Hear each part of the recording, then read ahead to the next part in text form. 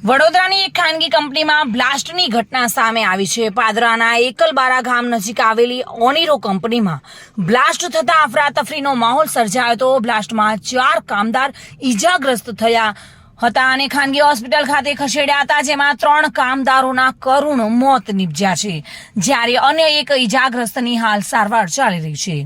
પ્રાપ્ત માહિતી અનુસાર વડોદરા જિલ્લાના પાદરામાં આવેલા એકલબારા ગામ નજીક આવેલી ઓનિરો લાઈફ કેર કંપનીમાં પ્લાન્ટમાં બ્લાસ્ટ થયો હતો। કંપનીના એમઈ પ્લાન્ટમાં ગેસ લીકેજ થયા બાદ બ્લાસ્ટ થયો હતો। ઘટનાને પગલે લોકોના ટોળા એકઠા થયા હતા। 108 અને પોલીસને જાણ કરાતા પોલીસ તાત્કાલિક ઘટના સ્થળે દોડી આવી હતી। આ બ્લાસ્ટમાં 4 કામદાર ગંભીર રીતે ઘવાયા હતા, તેમજ 108 દ્વારા સારવાર અર્થે તાત્કાલિક વડોદરાની ઝાયડસ હોસ્પિટલમાં ખસેડવામાં આવ્યા હતા।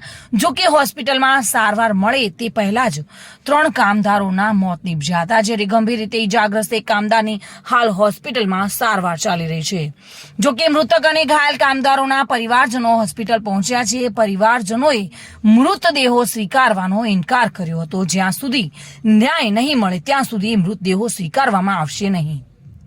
જવાબદાર સામે પગલાં ભરવા માંગ કરવામાં આવી હતી, ત્યારે પરિવારજનો દ્વારા સમાજના આગેવાન ને રજૂઆત પણ કરવામાં આવી હતી અને પરિવારજનોએ આ મૃતદેહોનો સ્વીકાર કરવાનો ઇનકાર કર્યો છે।